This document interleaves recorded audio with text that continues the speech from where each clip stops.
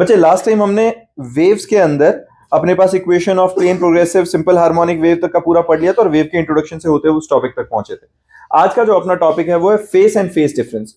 देखो face and phase difference कुछ नया टॉपिक नहीं है अपने लिए, ये हमने ऑसिलेशंस में भी पढ़ा था। फेस बेसिकली क्या था, किसी इंस्टेंट पर जो वेव मोशन है, जो हमारे पास ऑसिलेटिंग पार्टिकल है, जो भी वेव मूव कर रही है उसकी किसी इंस्टेंट पर क्या कंडीशन है, किस एम्पलीट्यूड पे, किस डिस्प्लेसमेंट पे, उसको हमने कहा था कि वो फेस है। अगर हम फॉर्मूला की फॉर्म में बात करें तो हम सीधा सा जिस टाइम पे लिखते हैं, अगर वेव को रिप्रेजेंट करते हैं y is equal to a sine omega t plus phi naught जो लिखते हैं, तो हमने कहा था ये क्या था, इनिशियल फेस है ना। इस तरीके से हम फाई नॉट की टर्म्स में उसको फेस को रिप्रेजेंट कर रहे थे।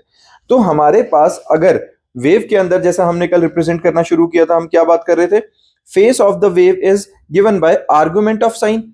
क्या होगा, आर्गुमेंट ऑफ साइन। आर्गुमेंट क्या कहते हैं, एंगल को, साइन और cosine in equation of the wave. Equation of the wave क्या है, फाई ऑफ एक्स टी है ना। फाई ऑफ एक्स टी हमने कल यही इक्वेशन समझी थी जो अपना लास्ट लेक्चर था, उसके अंदर 2 pi by lambda times v t minus x plus phi naught, यही हमने किया था। याद है वेव के अंदर हमने जब इक्वेशन को रिप्रेजेंट किया था, एक बार छोटा सा रिकैप लो उसका। हमने जब पीरियोडिक वेव की बात करी थी तो हमने कहा था पीरियोडिक वेव क्या है, y of x t is equal to function of x plus minus v T.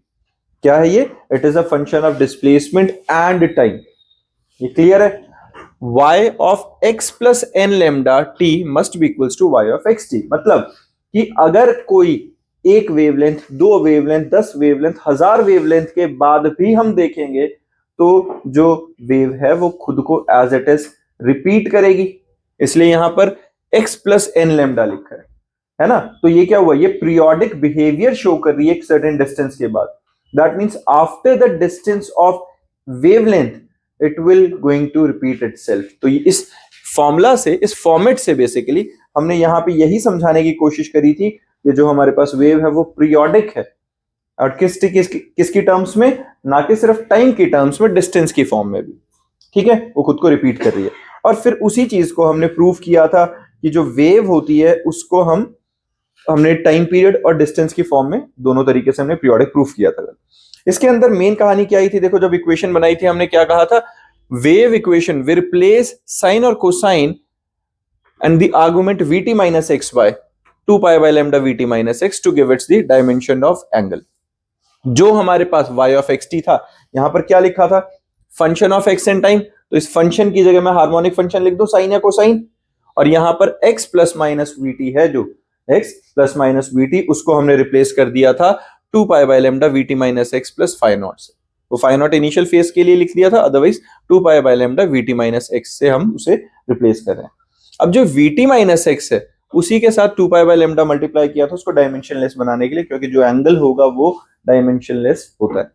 Clear है, तो ये हमारे पास स्टैंडर्ड इक्वेशन आई थी वहां से, y of x t is equal to r sin 2 pi by lambda vt minus x plus phi naught, या r cos 2 pi by lambda vt minus x plus phi naught. Clear है ये बात। इसी चीज से होते हुए आज हम फेस को जब समझ रहे हैं तो हमने क्या कहा, फेस में जो आया, क्या आया बच्चे, वो आर्गुमेंट की वैल्यू है ना। अपने पास क्या आई, जो आर्गुमेंट की value 2 pi by lambda vt minus x plus phi naught, ये जो वैल्यू है हमारे पास, ये क्या आ गई है, उसकी फेस को रिप्रेजेंट कर रही है। At a given position that is fixed value of x, phase changes with time, d phi by D t किया मैंने। ठीक है, तो d phi by D t हमारे पास क्या बनेगा, 2 पाई बाय लेमडा v। ये कहां से आया, इसका डेरिवेटिव करो। जो हमारे पास ये फेस की वैल्यू है, इसको t की टर्म्स में जब मैं डेरिवेटिव करूंगा, मैं क्या निकालना चाहता हूं बच्चे, यहां पे हम निकाल रहे हैं d phi by d t, rate of change of phase किसी सर्टेन पोजीशन पर। तो जब हम ये निकालेंगे, देखो t के कोफिशिएंट की वैल्यू क्या, v, और साथ में 2 पाई बाय लेमडा, t का डेरिवेटिव होगा 1, x का 0 हो जाएगा, फाई नॉट का 0 होगा, तो क्या बनेगा 2 pi by lambda times v। Clear है ये, किसी को दिक्कत। अब एक बात देखो, 2 pi by lambda times v है हमारे पास, तो velocity by lambda, velocity by lambda क्या होता है, लेमडा बाय वेलोसिटी, याद करो लेमडा बाय वेलोसिटी क्या होता है, टाइम। तो वेलोसिटी बाय लेमडा क्या हो, 1 बाय टी, तो मैं इसको हटा के टी लिख देता हूं, कोई दिक्कत। क्लियर बात है ये। तो यहां से हमारे पास ये रिलेशन आ गया था, d phi by d T is equal to 2 pi by lambda into v, that is 2 pi by t. Again at given time for the fixed value of t, phase changes with the position. अब मैं क्या बात करूं, given time के लिए अगर face में variation है विद रिस्पेक्ट टू पोजीशन तो d phi by d x कर देंगे। अब मैं x के रिस्पेक्ट में डेरिवेटिव करूंगा अगर इस वैल्यू का, तो x का कोफिशिएंट क्या है बेटा, x का कोफिशिएंट एक तो 2 पाई बाय लैम्डा और -1 है कि नहीं। जब मैं डेरिवेटिव करूंगा तो 2 पाई बाय लैम्डा इंटू -1 बाहर आ जाएगा, x का डेरिवेटिव 1, बाकी जो vt है फाई नॉट है ये कांस्टेंट की तरह काम करेंगे, इनका डेरिवेटिव आएगा 0। किसी बच्चे को इसमें परेशानी तो नहीं है डेरिवेटिव निकालने में, क्लियर है। तो हमारे पास जो वैल्यू आई d phi by d x की वो क्या आ गई है, -2 पाई बाय लैम्डा। सॉर्टेड है बच्चा। Phase difference between any two particles in a wave determines lack of harmony in vibrating state of two particles, that is how far one particle leads the other or lags behind the other. Face का मतलब यही है, जैसे sign और cosine के बारे में हम बात करते हैं तो साइन और कॉस के बीच में 90 डिग्री का फेस एंगल। फेस एंगल का मतलब क्या, वो जो साइन और कोसाइन की वैल्यू हमेशा 90 डिग्री के डिफरेंस के हिसाब से वेव प्रोपेगेट करती है, तो लैक ऑफ हार्मनी को समझाते हैं। लैक ऑफ हार्मनी क्या होता है, जो उनके बीच में सिंक्रोनाइजेशन है वो कितना लैगिंग या लीडिंग इफेक्ट के साथ चल रहा है, कौन कितना पीछे या कौन कितना आगे कॉन्टिन्यूसली चलेगा। कॉन्टिन्यूसली क्यों बोल रहा हूं, अगर कांस्टेंट फेस डिफरेंस रहेगा तो। ये क्लियर है, ये बात समझ में आ रही है। ये हमने ऑसिलेशंस के टाइम पे विजुलाइज करने की कोशिश करी थी दो पेंडुलम्स के साथ में। अब अपने पास आता है बच्चा relation between particle velocity and wave velocity. बहुत ज्यादा इंपॉर्टेंट डेरिवेशन, इजी है लेकिन कंसेप्ट वाइज बहुत ज्यादा रेलेवेंट पार्ट हम कर रहे हैं। देखो टॉपिक है बच्चा relation between particle velocity and wave velocity. देखो जिस टाइम पे हम वेव को रिप्रेजेंट कर रहे हैं, हमने क्या किया था, r sin 2 pi by lambda vt minus x plus phi naught. यहां पर जो v है ये क्या थी, ये जो v है ये हमारे पास है वेव वेलोसिटी। अब मुझे पार्टिकल की वेलोसिटी निकालनी है। पार्टिकल की वेलोसिटी और वेव वेलोसिटी अलग हो सकती है, पार्टिकल की वेलोसिटी और वेव वेलोसिटी अलग हो सकती हैं, नहीं होनी चाहिए। डायरेक्शन वाइज बात करें तो डेफिनेटली अलग होगी। क्यों, वेव हम ऑन द होल बात कर रहे हैं भाई सीधा जा रही है, एग्जैक्टली उसकी प्रोपेगेशन के हिसाब से हमने कहा वेव सीधा जा रही है, बट पार्टिकल्स ऐसे मूव कर रहे हैं, अगर ट्रांसवर्स है, लॉन्गिट्यूडनल है, ऐसे मूव कर रहे हैं, तो उनकी वेलोसिटी हर इंस्टेंट पे अलग रहेगी ना, डायरेक्शन अलग रहेगी, और उनको हमें रिलेट कराना है किसी पार्टिकल की वेलोसिटी और वेव वेलोसिटी को। ठीक है, वो कौन सा पार्टिकल है, वही जो वेव के फॉर्म में जो ट्रैवल कर रही है वेव, उसी का कोई पार्टिकल है, उसी के साथ, या ये लगा लो उसी मूविंग पार्टिकल के बेसिस पर वेव बनी है।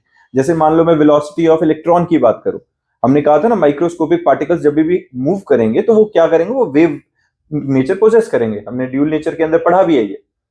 तो ड्यूल नेचर के अकॉर्डिंगली हमने कहा था कि अगर एक पार्टिकल मूव कर रहा है, पार्टिकल मूव कर रहा है तो अपने तरीके से वेलोसिटी दे रहा है, वो हर पॉइंट पे उसकी अलग वेलोसिटी है, लेकिन ओवरऑल वो एक वेव की तरह रिप्रेजेंट कर रहा है उस मोशन को, तो उस वेव की वेलोसिटी डिफरेंट रहेगी। उन दोनों में कोई एक सर्टेन रिलेशन तो होना ही चाहिए। अल्टीमेटली घुमा फिरा के जहां पार्टिकल जा रहा है वहीं तो वेलोसिटी, वो वेव जा रही है अपनी, तो उस रिलेशन को हम डिराइव करेंगे। काफी ज्यादा रिलेवेंट टॉपिक है, तो ध्यान से साथ के साथ करते चलेंगे। देखो बच्चे अपने पास है let wave travelling with the velocity v along x axis. पहला तो सीधा वेव कहां जा रही है, x एक्सिस के अलोंग सीधी सीधी ट्रैवल कर रही है। वेव को रिप्रेजेंट किया y ऑफ xt, क्या है ये, r sin 2 pi by lambda vt minus x plus phi naught. किसी को इसमें परेशानी, सीधी सीधी बात है, वो इक्वेशन लिखी है हमने सिर्फ। If initial phase phi naught zero है, हमने क्या कहा, इनिशियल फेस जीरो है, फाई नॉट जीरो है, तो y of xt is equal to r sin 2 pi by lambda vt minus x। ये भी कोई दिक्कत नहीं, क्योंकि फाई नॉट की वैल्यू क्या होती है एक सर्टेन टाइम पीरियड के बाद। हमने कहा इनिशियल लिया t is equal to zero पे, तो फाई नॉट की वैल्यू कुछ थी नहीं, उसको हमने जीरो पुट कर दिया। अब है at any position x, at any position x velocity of the particle क्या होगी, it is the rate of change of displacement of the particle with time. यही होनी चाहिए कि नहीं, वेलोसिटी ऑफ पार्टिकल क्या होगी, rate of change of displacement. Velocity उसी को कहते हैं, किसी भी इंस्टेंट पर पार्टिकल जितना समय के साथ साथ अपनी पोजीशन बदलेगा, that is the velocity of particle.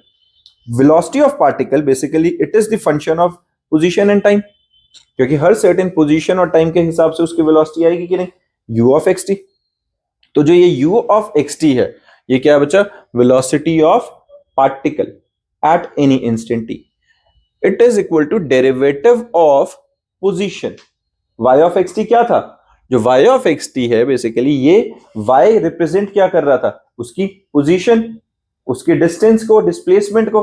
अगर मैं इसका डेरिवेटिव निकाल देता हूं with respect to time, derivative of this position with respect to time gives us the velocity of particle.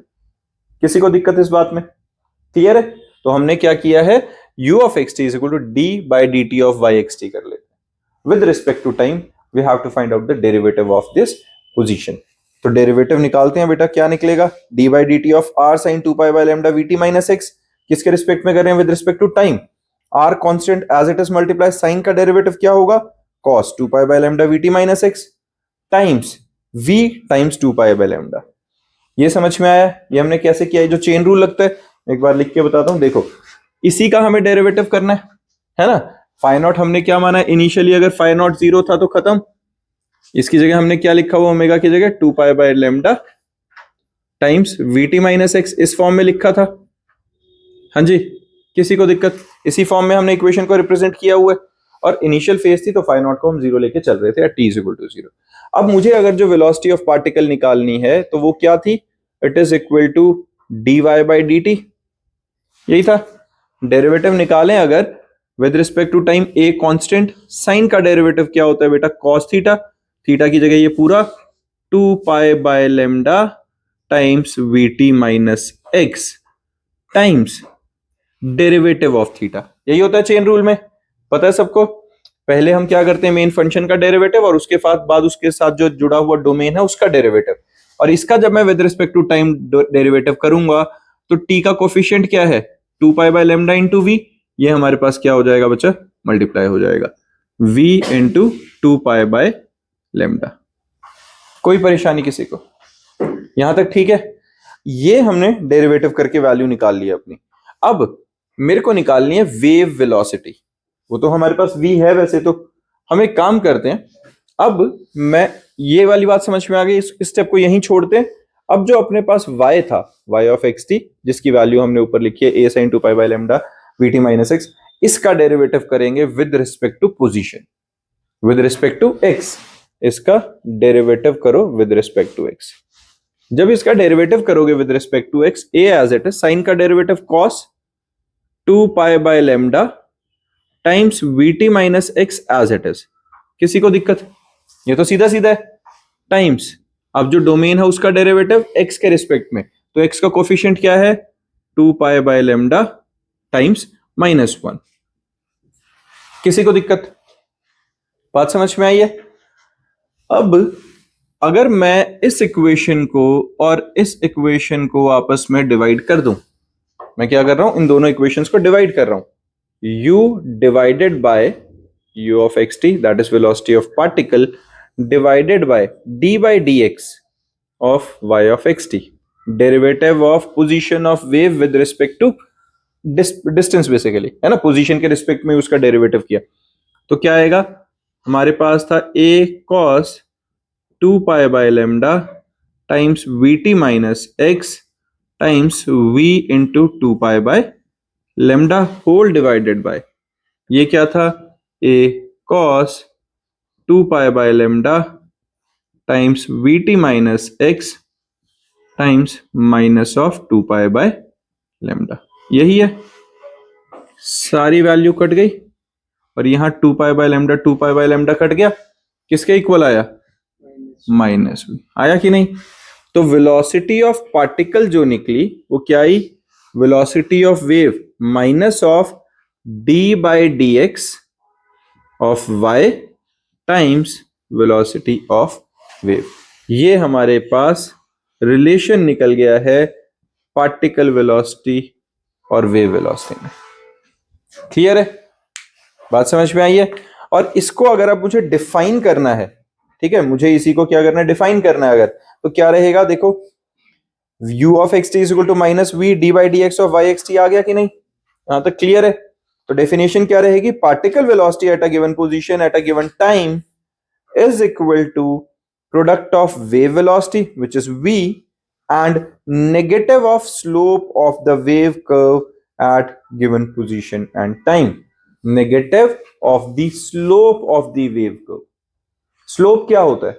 Slope था change in y upon change in x, dy by dx होता है कि नहीं स्लोप?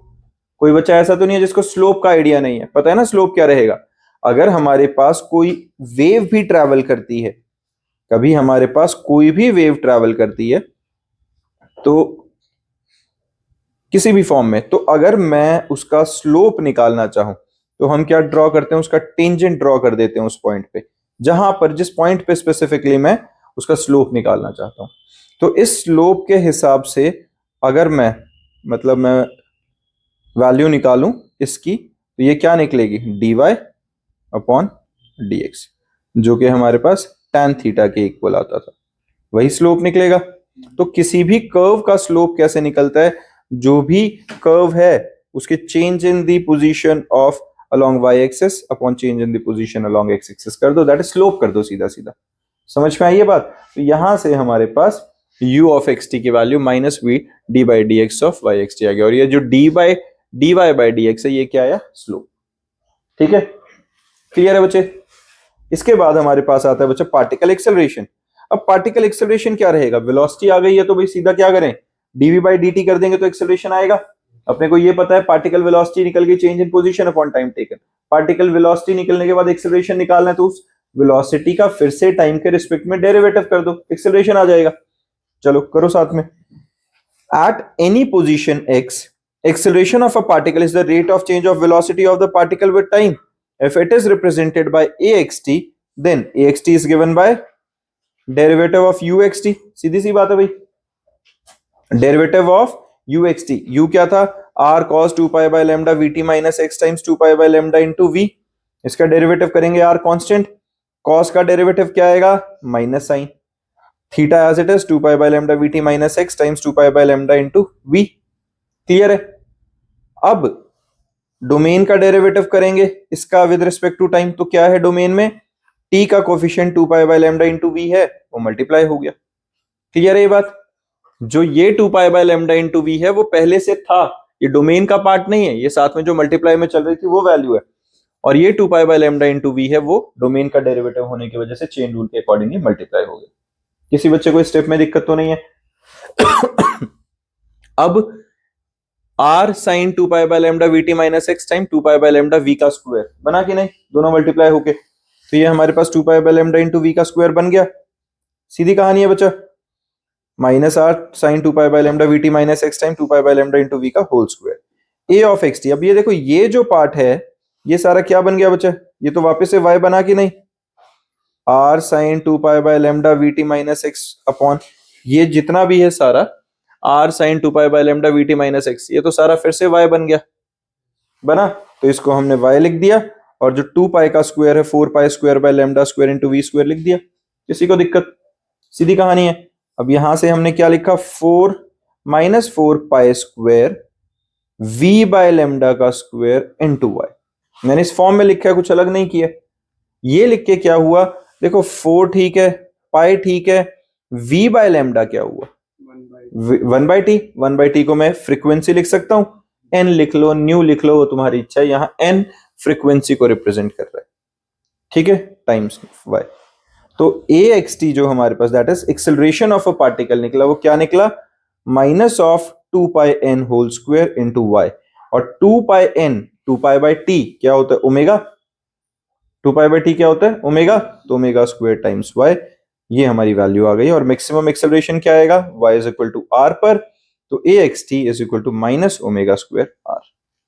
क्लियर है ये? अब हमारे पास कुछ सिंपल सी टर्म्स हैं बच्चा। एम्पलीट्यूड, वेवलेंथ, पता है एम्पलीट्यूड क्या है, वेवलेंथ क्या है, ये हमने ऑलरेडी डिस्कस किया हुआ है। फ्रीक्वेंसी पता है, एंगुलर फ्रीक्वेंसी क्या होती है? Omega 2 pi nu. Angular wave number क्या होता है? It is the 2 pi times the number of waves that can be accommodated per unit length. ये क्या है हमारे पास? Angular wave number. Angular wave number क्या है? It is 2 pi times the number of waves that can be accommodated per unit length. एक unit length के अंदर कितनी वेव्स आ सकती है? मान लो एक सर्टेन है लेंथ है 1 सेंटीमीटर 1 मीटर, वो जो भी होगा, उस सर्टेन डिस्टेंस के अंदर स्टैंडर्ड यूनिट के हिसाब से चले तो 1 मीटर के अंदर कितनी वेव्स आ सकती हैं? अगर मान लेते हैं 200 आ रही है, उसको 2 पाई से मल्टीप्लाई कर दो, तो वो क्या होता है, wave angular wave number. Clear है? एंगुलर वेव नंबर क्या होता है, it is equal to the 2 pi times the number of waves which can be accommodated within the given length. Done है? पर यूनिट लेंथ के accordingly. अगर हम simple wave number लिखते हैं तो क्या होता है, reciprocal of wave length 1 by lambda, सीधा सीधा। ठीक है, चलो अब है बच्चा देखो speed of travelling wave. Speed of travelling wave क्या होगा, सीधा सा v is equal to delta x by delta t, change in position upon time taken, है ना, जो हमने ऊपर भी किया था वही किया था स्पीड के लिए। y of x t is equal to r sine omega t minus k x, phi की value omega t minus k x है यहाँ पे जो फेस है, तो डी बाई डी टी किया, omega t minus k x is equal to omega minus के D x by D T is equal to 0। ये किसका डेरिवेटिव किया, ये हमने यहाँ सीधा सीधा डेरिवेटिव किया सिर्फ फेस का। तो rate of change of face कर रहे हैं हम, सिर्फ क्या कर रहे हैं, स्पीड ऑफ ट्रैवलिंग वेव के लिए dx बाई डी हम कर सकते हैं delta x by delta T. हमारे पास जो फाई है वो फेस को रिप्रेजेंट करता है आर्गुमेंट, तो phi is equal to omega t minus k x, उसका हमने डेरिवेटिव किया ओमेगा माइनस ओमेगा, क्यों, क्योंकि टी का कोफिशिएंट ओमेगा है, के एक्स में d x by D t with respect to time करें, एक्स वेरिएबल है। ये समझ रहे हो मैं क्या बोल रहा हूं, हम जब यहां पर डेरिवेटिव कर रहे हैं बच्चा, अपने पास जो फाई की वैल्यू है वो क्या थी, omega t minus k x, ऐसा कुछ है जो हमारी इक्वेशन की रिप्रेजेंटेशन है, उसके अकॉर्डिंगली फेस जो है वो आर्गुमेंट ऑफ साइन रहेगा omega t minus k x. अब मैं अगर इसका डेरिवेटिव करता हूं with respect to time omega t minus k x का, तो क्या बनेगा, अब टी क्या कोफिशिएंट है ओमेगा, के कांस्टेंट है एज इट इज, एक्स खुद वेरिएबल है, change in position with respect to time taken आएगा कि नहीं, किसी को दिक्कत। अब अगर मैं ये कहूं कि ये जो है ये किसके इक्वल चल रहा है, D five by D T के इक्वल, और ये कांस्टेंट फेज डिफरेंस है, फाई क्या है, कांस्टेंट वैल्यू है, तो इसका डेरिवेटिव तो 0 होना चाहिए कि नहीं, होना चाहिए डेरिवेटिव 0। अगर कांस्टेंट फेज डिफरेंस है, कांस्टेंट वैल्यू का जो डेरिवेटिव होगा वो 0 होगा, तो हमारे पास ओमेगा माइनस के D x by D T is equal to 0 जाएगा, तो ओमेगा की value K D x by D T आएगा कि नहीं, किसी को दिक्कत। और जो हमारे पास D x by D T होती है वो क्या होती है, वेलोसिटी, तो मैं यहां से d x by omega by k is equal to d x by D t which is equal to velocity. किसी को परेशानी, यहां तक समझ में आया, वेलोसिटी की वैल्यू क्या आ गई, ओमेगा बाई के D x by D T, है ना, डन। अब एक बात देखो बच्चे, ओमेगा की वैल्यू क्या होती है, 2 पाई न्यू, पता है अपने को ये, हमारे पास जो वेलोसिटी की वैल्यू आ गई है ओमेगा बाई के, ओमेगा होता है 2 pi new, 2 pi by T या 2 पाई न्यू, के 2 पाई बाई लैम्डा, के की वैल्यू ये थी 2 pi by lambda, Sidhi Sidhi value डाली तो वेलोसिटी किसके इक्वल आ गई, न्यू लैम्डा। ये अदरवाइज भी हम ये रिलेशन निकालते होते हैं, पता है, ये speed is equal to distance by time से भी निकालोगे तो speed is equal to distance is wavelength, time आएगा 1 बाई टी, जिसको मैं फ्रीक्वेंसी लिख सकता हूँ। क्लियर है ये, ठीक है। अब देखो बच्चा, speed of transverse waves on a stretched string. अब हम एक स्ट्रेच स्ट्रिंग के ये ना जो केसेस हैं इनकी डेरिवेशंस नहीं है, डायरेक्ट फॉर्मूलाज हैं, नोट डाउन करते चलेंगे। सबसे पहले है velocity is equal to square root of t by m, t क्या है बेटा, टेंशन, ये स्ट्रिंग के केसेस हैं, एक स्ट्रिंग को हमने स्ट्रेच किया हुआ तो उसकी वेलोसिटी जो आएगी, m is the mass per unit length of the string, so velocity is given by square root of t by m. Clear है। फिर हमारे पास आई है eta, modulus of rigidity, rho density of material of the solid, तो उसकी terms में अगर हम लिखेंगे मॉडुलस ऑफ रिजिडिटी और डेंसिटी की टर्म्स में, तो velocity is given by modulus of rigidity divided by density of material. ठीक है, सीधा सीधा फॉर्मूलाज हैं सिर्फ। फिर आता है बच्चा स्पीड ऑफ लॉन्गिट्यूडनल वेव्स, ये ऊपर वाली किसकी थी, ट्रांसवर्स की। लॉन्गिट्यूडनल वेव्स में रहेगा v is equal to square root of b by rho. b क्या होता है, bulk modulus of medium, rho क्या रहेगी, डेंसिटी, b क्या था, delta p by delta v by v, पता है ना, ये वाला बल्क मॉडुलस ऑफ मीडियम में हमने जब पहले अपना उस वाले चैप्टर में निकाला हुआ, सॉलिड्स के अंदर हमने किया था, ये प्रॉपर्टीज ऑफ बल्क मैटर के फर्स्ट पार्ट में। फिर है Newton formula for velocity of sound in gases.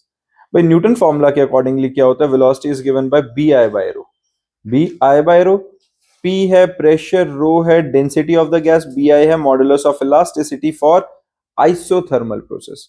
अब ये आइसोथर्मल का क्या केस है उसमें अभी समझ में आएगा। देखो, न्यूटन ने अज्यूम किया था कि जिस टाइम पे जो change in pressure and volume of a gas है when the sound waves are propagating through it are isothermal, ये न्यूटन की अजम्पशन थी बच्चा। समझ में आई ये बात? क्या बात कर रहे हैं? न्यूटन के अकॉर्डिंगली न्यूटन ने अज्यूम किया था कि जिस टाइम पे साउंड वेव गैसेस में प्रोपेगेट करेंगी तो आइसोथर्मल प्रोसेस रहेगा, वहां पर चेंज मतलब राइज और डिक्रीज इन टेम्परेचर नहीं रहेगा, टेम्परेचर कांस्टेंट रहेगा। और उसी की वजह से यहां पर जो बल्क मॉडुलस था उसको BI से रिप्रेजेंट किया था। BI क्या है? Bulk modulus of elasticity for isothermal process. और उसी के बेसिस पे फिर वेलोसिटी की वैल्यू और किस फॉर्म में दी है? Pressure by density under the root.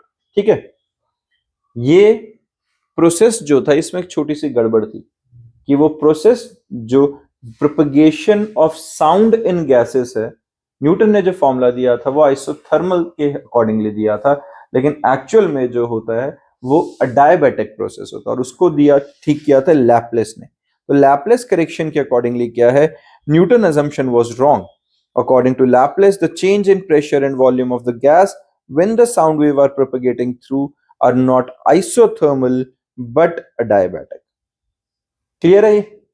तो अडायबैटिक है तो अब हम BA यूज करेंगे वहां पे, modulus of elasticity during adiabatic change, BA by rho. बाकी फॉर्मूला सेम है, लेकिन अब जो प्रेशर आएगा उसकी जगह क्या आएगा?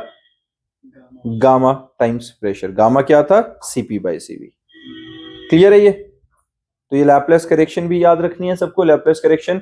और न्यूटन्स अजम्पशन की गड़बड़ समझ में आ गई। न्यूटन्स अजम्पशन में क्या था कि जो अपना प्रोपगेशन ऑफ साउंड वाला प्रोसेस है उसमें प्रेशर और वॉल्यूम में जो भी रिलेशन आएगा वो अकॉर्डिंग टू आइसोथर्मल आएगा, तो PV कांस्टेंट था। जबकि लैपलेस करेक्शन में क्या बताया गया? लैपलेस के अकॉर्डिंगली था कि अगर जो कोई भी साउंड प्रोपगेट करेगी गैसेस के अंदर से तो उस प्रोपगेशन के टाइम पे जो प्रेशर वॉल्यूम का रिलेशन रहेगा वो अडायबैटिक के फॉर्म में रहेगा, PV raise to the power gamma जो कांस्टेंट रहेगा। क्लियर है? ठीक है, फिर है factors affecting the velocity of sound. पहला इफेक्ट ऑफ डेंसिटी। भाई देखो, density velocity is equal to gamma P by rho है ना? तो गामा P बाय रो मतलब velocity is inversely proportional to square root of density. The velocity of the sound is inversely proportional to the square root of density of the gases. जितनी density बढ़ती जाएगी velocity gases में उतनी कम होती जाएगी। The velocity of sound in hydrogen is 4 times the velocity of sound in oxygen. ठीक है, फिर है effect of pressure. Velocity is equal to gamma P by rho. तो सीधा सा दिख रहा है भाई, गामा डेंसिटी क्या होती है? मास पर यूनिट वॉल्यूम। हमने मास पर यूनिट वॉल्यूम सब्स्टिट्यूट किया यहाँ पे, तो gamma PV by M where T is constant. PV की वैल्यू ओवरऑल कांस्टेंट रहेगी। तो velocity of sound is independent of change in pressure of the gas provided temperature remains constant. ये क्या बात हम कर रहे हैं? देखो, अब इसके अंदर एक चीज समझना, हमने यहाँ बात क्या करी? अगर मैं सीधा सीधा रिलेट कराता तो हम क्या कहते? प्रेशर के डायरेक्टली प्रोपोर्शनल हो जाता। लेकिन ये प्रेशर के डायरेक्टली प्रोपोर्शनल तब होता अगर सिर्फ प्रेशर में चेंज आ रहा होता, वॉल्यूम में कोई चेंज ना आता। लेकिन since we are aware of the fact that whenever there is a change in pressure, adiabatic या आइसोथर्मल प्रोसेस, दोनों केसेस में वॉल्यूम में अकॉर्डिंगली चेंज आएगा, है ना? इनवर्सली रिलेटेड है वो एक दूसरे के साथ। तो ओवरऑल जो PV का है वैल्यू है वो कांस्टेंट रहेगी अगर टेम्परेचर कांस्टेंट रहे, क्योंकि PV is equal to RT रहेगा। एंड अगर 1 मोल ले लें तो PV is equal to RT के अकॉर्डिंगली उनका प्रोडक्ट हमेशा कांस्टेंट रहेगा। प्रेशर बढ़ेगा भी तो वॉल्यूम उसको कंपनसेट कर लेगा, कॉम्प्रोमाइज कर लेगा। तो ओवरऑल नेट चेंज कुछ नहीं निकलेगा। तो चेंज इफेक्ट ऑफ प्रेशर क्या रहेगा? If temperature remains constant, speed of sound is independent of change in pressure. Clear है? फिर आता है effect of temperature. V is equal to gamma times P by rho. PV is equal to RT। P की value निकलेगी RT by V और density निकलेगी mass per unit volume. सारी value substitute करते हैं उसमें।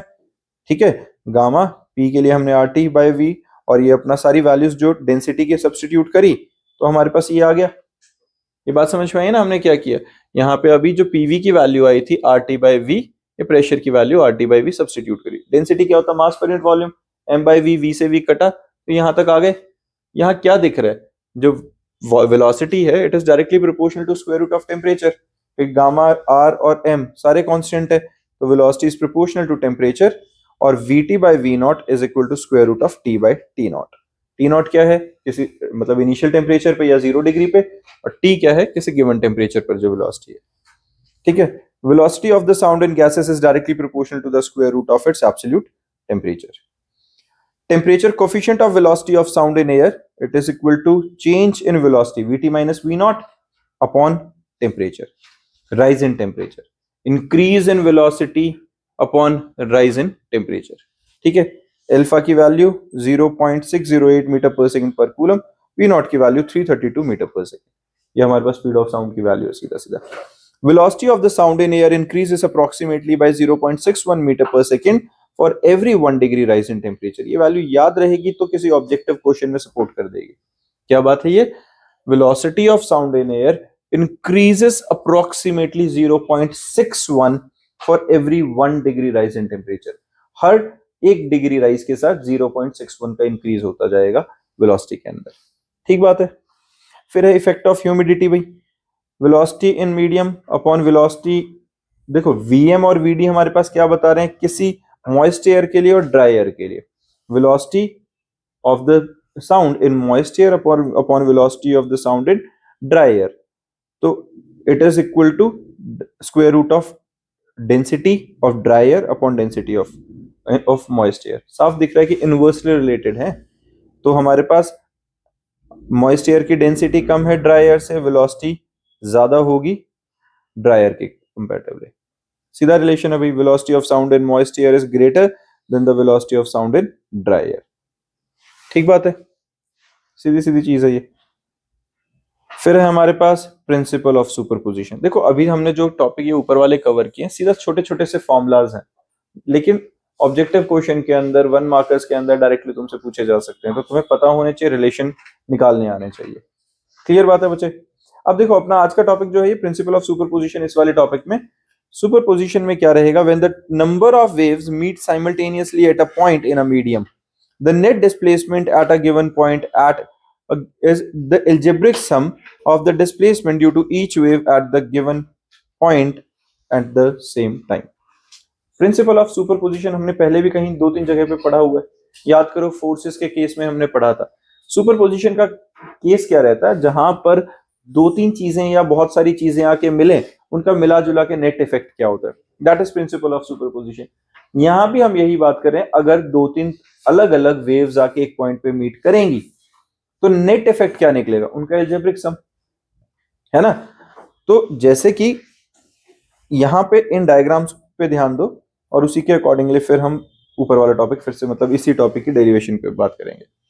यहां पे इस डायग्राम में एक वेव है y ऑफ एक्स टी जो ब्लू कलर से है, एक रेड कलर से y2 ऑफ एक्स टी। दो वेव्स हैं, इन दोनों के अंदर फेस डिफरेंस क्या है, 0। जब क्रेस्ट है तो क्रेस्ट है, ट्रफ है तो ट्रफ है, ये एक दूसरे के साथ परफेक्टली अलाइंड फेस में है ना, 0 फेस डिफरेंस। तो अगर ये दोनों वेव्स एक पॉइंट पे एक जगह पे होंगी तो एल्जेब्रिक सम क्या निकलेगा, ऐड ऑन हो जाएंगी चीजें, ऐड होके नेट एल्जेब्रिक सम में जो एम्पलीट्यूड है हमारा वो बड़ा आ जाएगा, ये y is equal to y1 plus y2। Clear है, इसको कहते हैं कंस्ट्रक्टिव इंटरफेरेंस। लाइट के केस में बोला जाता है वैसे इंटरफेरेंस। इंटरफेरेंस एक फिनोमेना वही है कि जिस टाइम पे लाइट तो अलग अलग आके मर्ज करेंगे, मिक्स करेंगे, सुपर इंपोज करेंगे। तो यहाँ कंस्ट्रक्टिव इंटरफेरेंस हो रहा है, दोनों में मिक्स होके net algebraic sum add on होके निकल रहा है।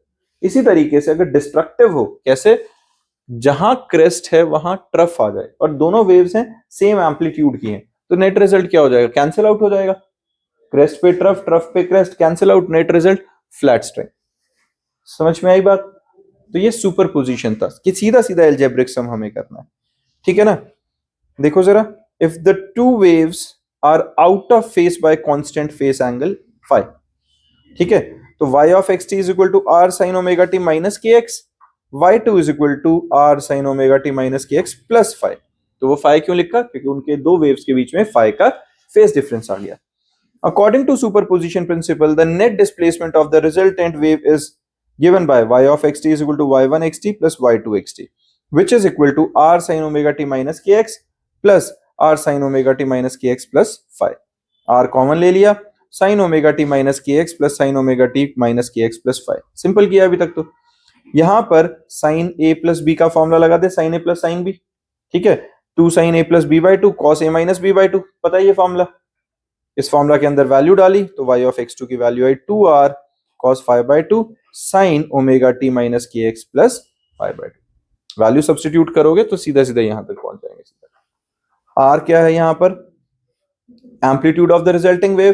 तो ध्यान से देखो, इस वेव का जो कोफिशिएंट उसके साथ मल्टीप्लाई हो रही है कोई कांस्टेंट टर्म, वो कौन सी है, 2r cos 5/2। तो ये जो 2r cos 5/2 है, ये क्या करेगा, एम्पलीट्यूड की तरह बिहेव करेगा। क्लियर है। अब फाइ अगर जीरो था तो r सीधा सीधा 2r हो जाएगा, ट्वाइस हो गया। Two waves exactly in phase, phi आ गया जीरो, लार्जेस्ट रिजल्टेंट वेव बन गया। और अगर फाइ पाई का है, पाई मतलब 180 डिग्री का, तो हमारे पास two waves exactly out of phase, phi pi आ गया तो फ्लैट स्ट्रिंग मिल जाएगी। किसी बच्चे को इसमें परेशानी? डन है। इसके बाद स्टैंडिंग वेव्स और स्टेशनरी वेव्स हैं, ये हम नेक्स्ट क्लास में करते हैं।